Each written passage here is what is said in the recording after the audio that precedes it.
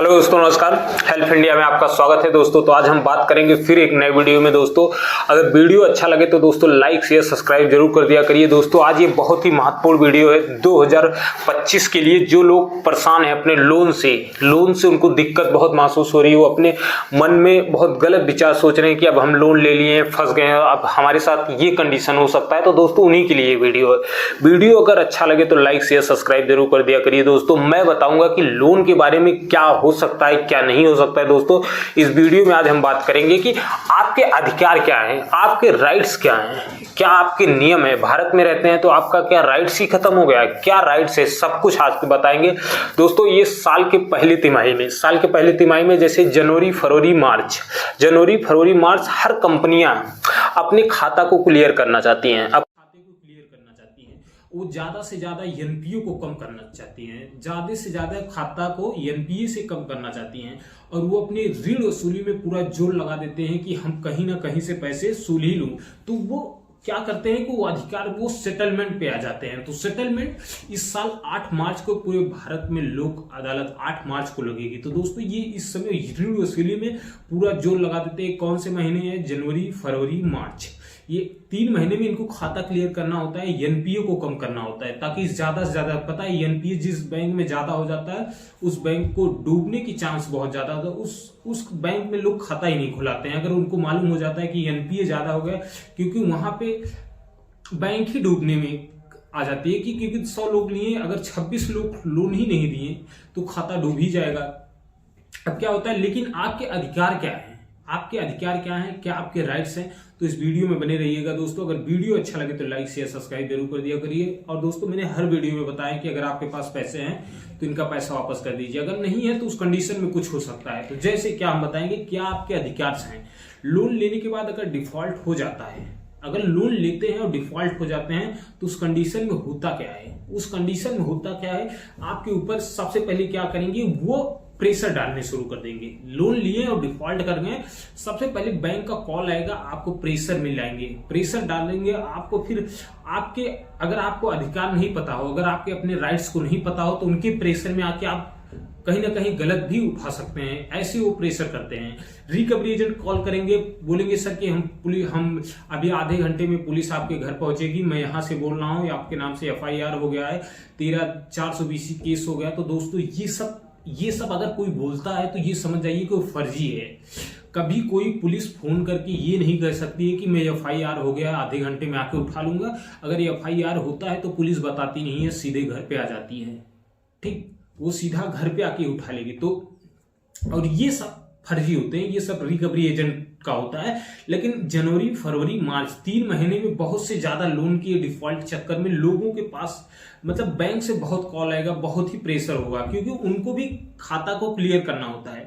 और पूरी हर जगह से कहीं ना कहीं सेटलमेंट पे वो आते ही 8 मार्च में लोक अदालत का सेटलमेंट अगर जाना चाहते हैं तो आप जा सकते हैं, वहां जाके अपनी बातों को रख के अपने लोन को समझौता कर सकते हैं। ये आपका अधिकार है, ये आपका राइट्स है। ये नहीं कि आप नहीं जा सकते हैं, आप जा सकते हैं और जाके सहमत लेके आप अपने खत्म कर सकते हैं कि हाँ मैं इतने पे सहमत हूं, इतने पे सेटलमेंट करना चाहता हूं। जो भी लगेगा वहां पे सेटलमेंट कर सकते हैं। लोक अदालत मतलब समझौते की अदालत, जहां पे एक समस्या को एक दूसरे पक्ष से सहमत से समझौता किया जा सके, उसे ही लोक अदालत बोलते हैं।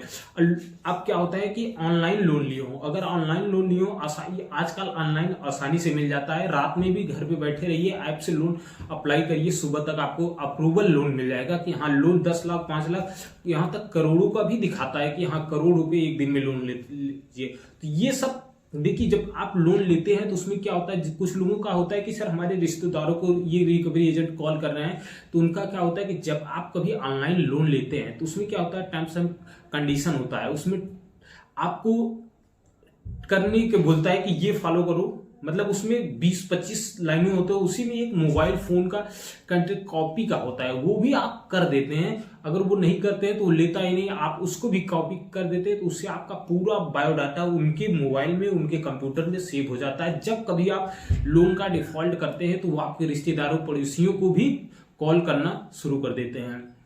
और वो परेशान करने शुरू कर देते हैं। अब क्या होता है, ये फोन अगर आपको बहुत ज्यादा फोन आ रहा है, अगर आपको बहुत ज्यादा फोन आ रहा है कि सर अब अगर मैं फोन ना उठाऊं तो क्या रिकवरी एजेंट आके हमको हरासमेंट परेशान करेंगे या हमारे नाम से FIR हो जाएगा, तो ये ऐसा कुछ नहीं होता है। ठीक, ऐसा कुछ नहीं होता है।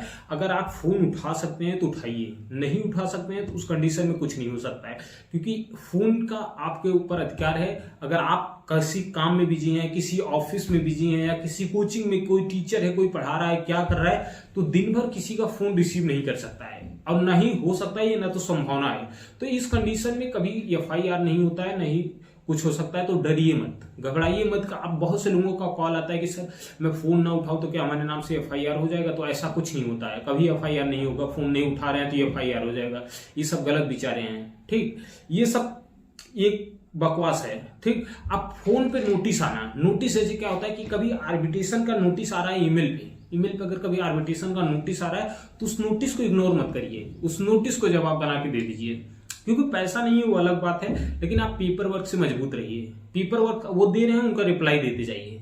नहीं है अपनी समस्या को रखते जाइए। नहीं है नोटिस का मतलब ये अपनी समस्या को रख रहे हैं, हमारी मजबूरी है, हमारी कंडीशन खराब है, इसकी वजह से मैं पैसा नहीं दे पा रहा हूं, तो अपनी समस्या को रखते जाइए। सेक्शन 25 का, NI एक्ट का, ये सरफेसी एक्ट का 13(2), 13(4) का कोई भी नोटिस हो, तो आप नोटिस अगर बनवाना भी चाहते हैं तो किसी एक्सपर्ट एडवोकेट से बनवा सकते हैं, आप हमसे भी बनवा सकते हैं, और नोटिस का जवाब देते जाइए। ये नहीं कि मैं नोटिस का जवाब नहीं दूंगा। अगर आपका लोन डिफॉल्ट होने वाला है, जैसे कुछ अभी इस समय अगर हमारा अगले मंथ में EMI डिफॉल्ट होने, अगर हमारे पास पैसा नहीं है तो उस कंडीशन में क्या करें? सबसे पहले आप क्या करें? अगर आपके पास पैसा नहीं है उस कंडीशन में सबसे पहला कंडीशन ये करें, अगर आपके पास पैसा नहीं है, अगले महीने में आपकी EMI डिफॉल्ट होने वाली है, अगर आपको कुछ करना है, अगर आपको अपने खाते से बचाना है, तो आप सबसे पहले बैंक पहुंचिए, बैंक मैनेजर के पास। सबसे पहले काम बैंक मैनेजर के पास पहुंचिए, उनको अपनी बातें, अपनी समस्या, जो भी समस्या हो, जो भी प्रॉब्लम हो, आप उनके सामने रखिए कि सर ये तो हमारा डेट बढ़ा दीजिए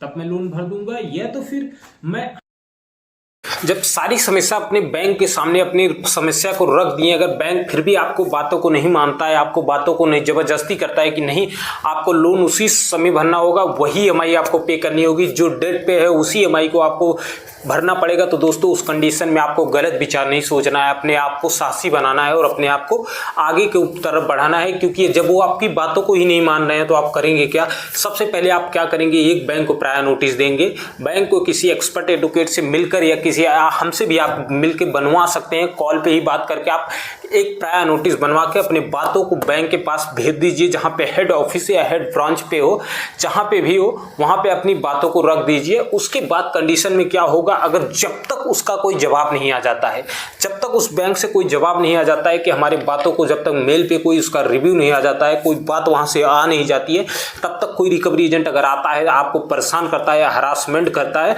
तो उससे साफ साफ यही बात बोल दीजिए, जब तक कोई बैंक से जवाब नहीं आ जाता आपका कोई पक्ष नहीं है, आप हमारे यहाँ आके कोई जबरदस्ती कर सकते हैं। अगर वो ज़्यादा जबरदस्ती आपके साथ कर रहा है, रिकवरी एजेंट आपको बहुत ज़्यादा हरासमेंट या परेशान कर रहा है, तो आप उसके अगेंस्ट कंप्लेन करा सकते हैं। एक इंटीमेशन लेटर ले लीजिए, उस पर लिखवा दीजिए कि हमारे पक्ष में अगर हमको कुछ होता है या कभी भी हमारे साथ कुछ ऐसी समस्या आती है तो उसके जिम्मेदार आप होंगे, स्वयं आप जिम्मेदार होंगे। आप इस पे लिख कर लेटर पे दीजिए, और लिख के देते हैं, अगर नहीं देते हैं तो जबरदस्ती करते हैं, अगर आपको ज़्यादा धमकी देते हैं, परेशान करते हैं, तो अपने पास में जाके किसी थाने पे 100 नंबर FIR करवा दीजिए, कोई कुछ नहीं होगा। ये आपके राइट्स हैं या आपके अधिकार हैं, ये आपके राइट्स हैं, ये आपके अधिकार हैं, आपको परेशान नहीं होना है। आपको पहला काम है कि मैनेजर से मिलना है, मैनेजर की बातों को रखना है। अगर वहाँ पे अपनी समस्या को नहीं वो कर पा रहा है तो आप सीधा आप किसी एक्सपर्ट एडवोकेट से मिलके या किसी आप हमसे भी मिलके एक नोटिस को बनाइए, प्रायर नोटिस, उसको बैंक में दीजिए और इंटीमेशन लेटर अपने घर पे रखिए, झेरॉक्स निकाल के अपने परिवार में, अपने माता पिता चाहे जो हो, भाई बहन, किसी को भी आप दे के उससे बोल दीजिए, अगर कोई भी आता है तो इस पर साइन करने के लिए उसको बोल दीजिए, उस पर समस्या को वितरण कर दीजिए कि हमारे साथ कोई भी ऐसा होता है। इंटीमेशन लेटर जिससे बनवाएंगे वो अपनी बातों को उस पर रख देगा। ये RBI की गाइडलाइन है, कोई किसी को जबरदस्ती नहीं कर सकता है, कोई किसी के साथ मान सम्मान या उसके मान सम्मान को खराब नहीं कर सकता है। ये सबके राइट्स है, ये सबका अधिकार है। तो दोस्तों ये सब चीज़ें होती हैं, आपको गलत विचार नहीं करना है ये कि नहीं मैं फंस चुका हूँ, मैं परेशान हो जाऊँगा, तो ऐसा कुछ नहीं होता है दोस्तों। नोटिस आ रहा है, नोटिस को जवाब देते रहिए और ये रिकवरी एजेंट से परेशान मत होइए। रिकवरी एजेंट कुछ नहीं कर सकते हैं आपका, ये आपको सिर्फ धमका सकते हैं, डरवा सकते हैं, परेशान कर सकते हैं, बस ये इतना होता है। इनका राइट्स नहीं है, इनका अधिकार नहीं है। इनको भी मालूम है कि अगर मैं ज़्यादा ज़बरदस्ती करूँगा तो ये हमारे अगेंस्ट कंप्लेन कर सकते हैं। तो दोस्तों आप अपनी समस्या को रखिए और मैंने हर वीडियो में बता रखा है, अगर पैसे हैं तो दे दीजिए, नहीं है पैसे तो उस कंडीशन में कुछ हो सकता है, उस कंडीशन में कुछ आपके हो सकते हैं, बाकी अगर हैं तो दे दीजिए। और दोस्तों अगर कोई भी व्यक्ति हो, अगर आप कोई भी समस्या हो, कोई भी परेशानी हो, आप हमारे भी नंबर पर कॉल करके या व्हाट्सअप करके आप हमसे भी समस्या को पूछ सकते हैं। चाहे नोटिस बनवाना हो, चाहे रिकॉल का, चाहे डिमांड का, चाहे आर्बिट्रेशन का, चाहे प्रायर नोटिस, चाहे इंटीमेशन लेटर हो 13/2 का, डीएम साहब का, सरफेसी एक्ट का, कोई भी कोर्ट की नोटिस हो, वेरीफाई कराना है, सेटलमेंट को लेटर को वेरीफाई कराना है, कोई कुछ भी काम हो, आप हमारे भी नंबर पे कॉल करके बात कर सकते हैं। आप समस्या को हल कर सकते हैं कि क्या परेशानी है क्या। तो दोस्तों वीडियो अच्छा लगे तो लाइक शेयर सब्सक्राइब जरूर कर दिया करिए। दोस्तों मैं अपनी बातों को यहीं पे समाप्त करूंगा। जय हिंद, जय भारत।